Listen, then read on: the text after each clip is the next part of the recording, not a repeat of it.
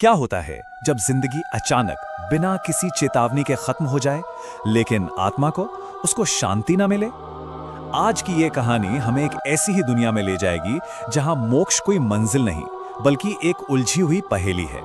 तो चलिए इस रहस्य को सुलझाने की कोशिश करते हैं।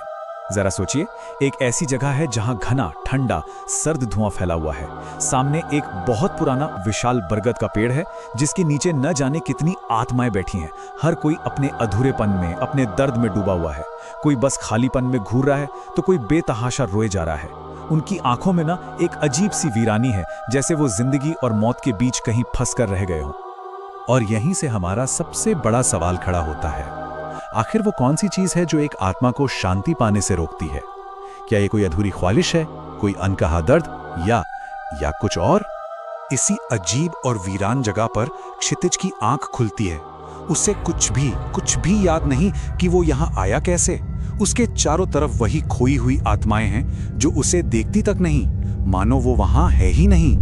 तभी एक गहरी गूंजती हुई आवाज हवा में तैरती है, अतृप्त आत्माओं के जग में तुम्हारा स्वागत है। मतलब ये वो जगह है जहां आत्माएं अपने अधूरे सांसारिक बंधनों और पुराने दुखों की वजह से फंसी रहती हैं। वो आवाज उसे याद करने के लिए कहती है, और अचानक क्षितिज की आंखों के सामने सब कुछ साफ हो जाता है। अरे, वो तो अपनी प्रेमिका को प्रपोज करने जा रहा था। दिल में कितनी उम्मीदें और खुशी थी। उसने उसे रेस्टोरेंट की खिड़की से मुस्कुराते हुए देखा भी, और जैसे ही उसने आगे कदम बढ़ाया, एक तेज रफ्तार ट्रक ने उसे टक्कर मार दी। सब कुछ अंधेरे में डूब गया। उसकी मोहब्बत हमेशा के लिए अधूरी रह गई। इस दर्दनाक एहसास के बाद क्षितिज को एक बात समझ आ जाती है कि अगर वो अपने इस अधूरेपन से चिपका रहा तो वो भी इन्हीं आत्माओं की तरह हमेशा के लिए यहीं फंस जाएगा। उसे महसूस होता है कि यहाँ से निकलने का सिर्फ एक ही रास्ता है, अपने दर्द को समझना और शायद दूसरों के साथ बांटना।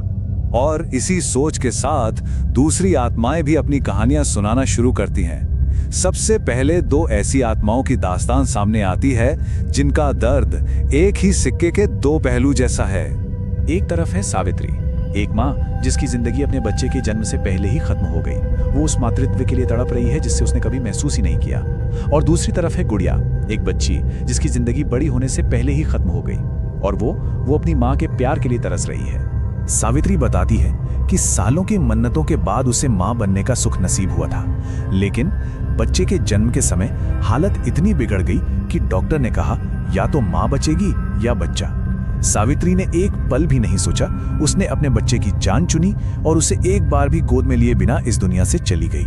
फिर गुड़िया अपनी कहानी सुनाती है। वो जन्म से ही दिल की बीमारी से जूझ रही थी। उसकी गरीब माँ दिन रात लोगों के घरों में काम करके उसके ऑपरेशन के लिए पैसे जोड़ रही थी। एक रात अचानक गुड़िया की सांसें उखड़ने लगी। उसकी माँ उसे लेकर अस्पताल की ओर भागी, लेकिन रास्ते में ही गुड़िया ने अपनी माँ की गोद में दम तोड़ दिया। इन दोनों दर्द भरी कहानियों को सुनकर क्षितिज को मुक्ति का एक रास्ता दिखाई देता है। एक ऐसा रास्ता जो हमदर्दी से एक दूसरे के दर्द को समझने से होकर गुजरता है। क्षितिज को दिखता है कि दोनों का दर्द एक जैसा है। वो सावित्री से कहता है कि वो गुड़िया में अपनी बच्ची को देखें और गुड़िया को वो माँ का प्यार दे जिसके लिए दोनों ही तरस रहे हैं। उसका मानना है कि इस तरह दो अधूरी आत्माएं एक दूसरे को पूरा कर सकती हैं, एक दूसरे का सहारा बन सकती हैं। और ठीक वैसा ही होता है। सावित्री अपनी बाहें फैलाती है और गुड़िया दौड़कर उसकी गोद में समा जाती है, मानो उसे अपनी खोई हुई मंजिल मिल गई हो। उस एक पल में एक माँ का मातृत्व और एक बच्ची का अकेलापन, दोनों को सुकून मिल जाता है, उन्हें शांति मिल जाती है। लेकिन इस उम्मीद भरे माहौल में अचानक एक नया साया आता है और कहानी का मिजाज पूरी तरह से बदल जाता है। ये नई आत्मा है धनंजय। धनंजय अपनी दुख भरी कहानी सुनाता है। बताता है कि वो एक सोसाइटी में वॉचमैन था। एक दिन उसने एक 14 साल की लड़की को खून में लथपथ पाया।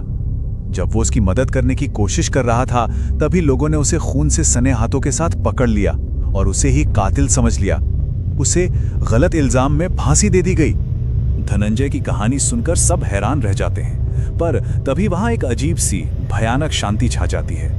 बरगद के नीचे बैठी एक लड़की जो शुरू से ही चुपचाप 14 कौड़ियां गिन रही थी, अचानक रुक जाती है।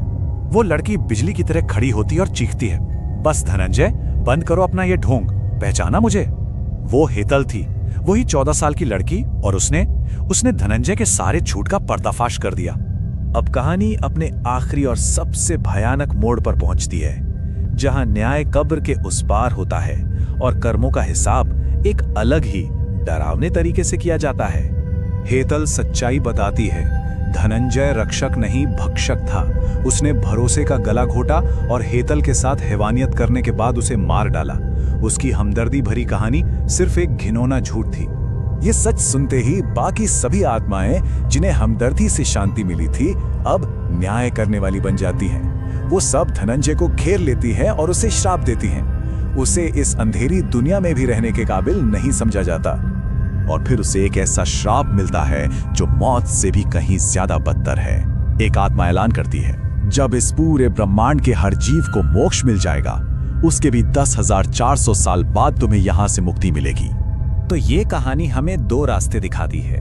एक रास्ता हमदर्दी का है, जो सावित्री और गुड़िया जैसी आत्माओं को मुक्ति की ओर ले जाता है, और दूसरा रास्ता है बुराई का, जो धनंजय जैसे लोगों को कभी न खत्म होने वाली सजा की ओर धकेल देता है। ये कहानी हमें एक बहुत गहरे सवाल के साथ छोड़ जाती है। जब न्याय इतना कठोर और अटल हो, तो क्या वहां दया या माफी का कोई मतलब रह जाता है? इस तरह की और कहानियों को समझने के लिए हमारे साथ जुड़े रहें और सब्सक्राइब करें।